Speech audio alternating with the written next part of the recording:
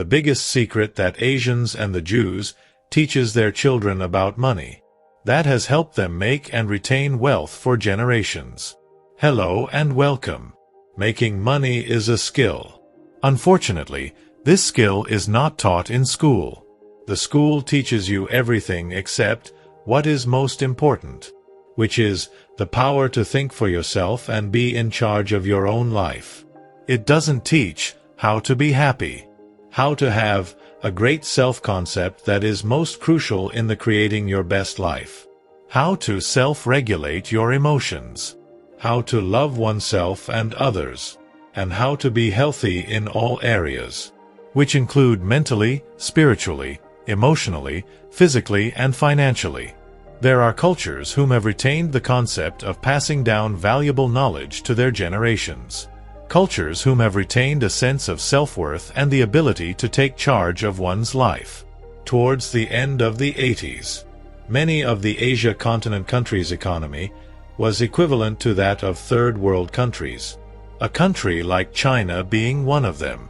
What I found remarkable was Chinese has this great concept, which have impacted their economy and their lives in general, which is their saving principle. A study that was done a couple of years ago showed that majority of Americans, which is over 80%, they don't have savings. Most of them live paycheck to paycheck, with many refinancing their debts to sustain their lifestyle.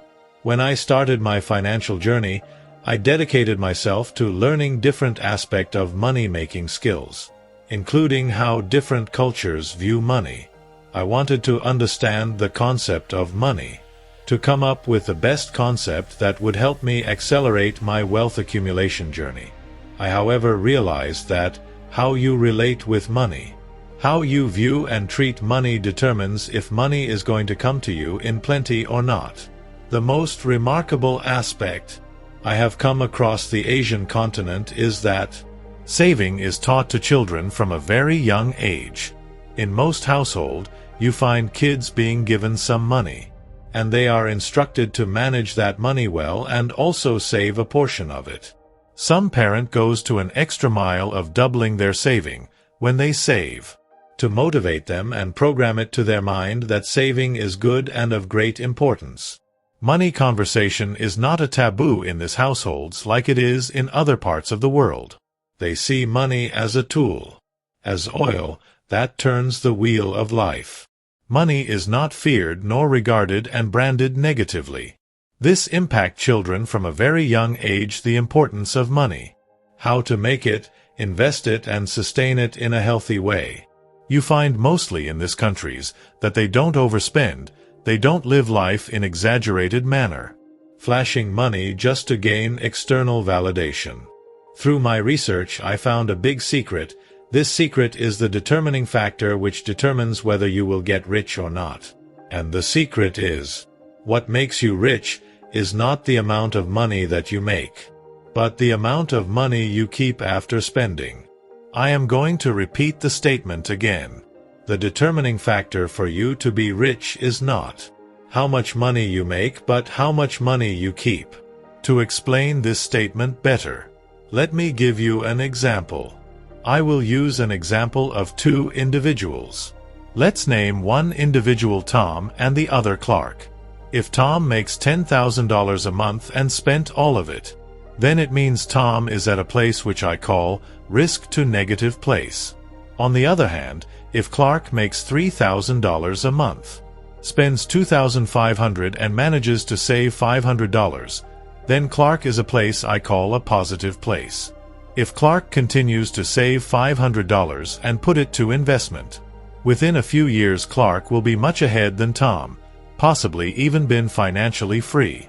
This happens not because Clark is earning more than Tom, but because Clark is retaining and saving some money, and putting it in investment for it to grow. Earning a lot of money is great. It makes life comfortable and interesting. But without saving and investing, you are always a step away from poverty. Life happenings are unpredictable. You may tend to think that you don't need to put some money away to saving and investment.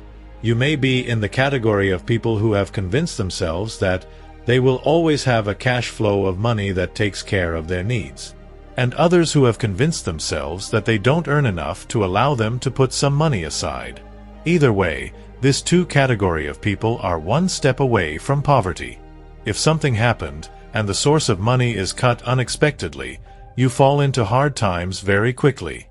If this doesn't scare you enough to begin saving, then I don't know what will. Many people change in crisis.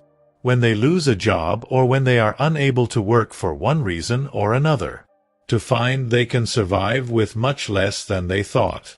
My advice is, don't wait for life to force you into unwanted situation for you to begin saving and investing. Start today putting away the little you can. Don't belittle the $30 you can be able to put away now. Start with $30 as you make adjustments in your finances to be able to save more. The book, The Next Door Millionaire, talks about ordinary people. People you know and you interact with daily. People who became millionaires not because they were earning millions but because they were saving as much as they could and putting it away into investments, and that money grew over time. Like I say in every video, financial journey is individual. If you can be able to save $30 a month, then go ahead and do that consistently.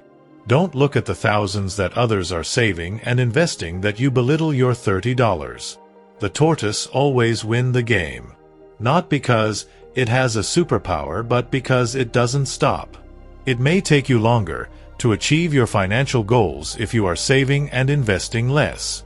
But it's better to be in the journey, walking slowly, than sitting somewhere waiting for a faster car to take you to your destination. The car may never arrive, and if it does, you may not recognize it because you are very comfortable that you have settled there. The beauty of being in the financial journey is, once you get started and see the results no matter how small it is, you never want to stop. You get addicted to seeing the results, therefore you put in more and more, and soon you find your life changed in ways that you never thought of. Don't go through life giving excuses of why you can't start or do something. You may not be good at money management at first, but neither is anyone. You fail and you learn. You put in work and sometimes you don't see results immediately. But you don't give up, you keep showing up for yourself, putting in as much as you can, and soon, everything changes. Be willing to trust yourself and the future you are creating, long before you see it happen. Saving $30 once may not make a difference. But if you save it and put it in an investment plan for a number of years, the result will make you proud one day. Teach yourself to use less than you make. Make it a priority to put money aside. If you convinced your mind that you don't make enough for your bills and saving, then you will spend every dollar you make. It doesn't matter if you make $3,000, $30,000 or $3 million. It will find its way to live your pocket. Be in charge of your money, give it directions. Before paying bills or any other thing, learn to put money to saving and investment. Fall in love with your future enough to want to put some money away for yourself. Think of your future self at 70 years old. Think how you want the 70-year-old you to live. Do you want the older you to have a good place to live in? To have money to spend on for your necessities and not be dependent on anyone? That choice you make it right now. Even if you are in your 20s, 30, 40 or even 50, and you feel that you can always find work. You should know that life was not meant to be lived working until old age. Life was meant to be enjoyed. Learn and be willing to take care of your money, and your money will take care of you. Your tomorrow is dependent on the choices that you make today. Adopt the mindset of saving and investing, and the future can only be bright for you. That's all I had for you today. Thank you for watching. Remember to give me a like. Share this message widely to help more people to value the concept of saving and investing. Subscribe and see you on the next video.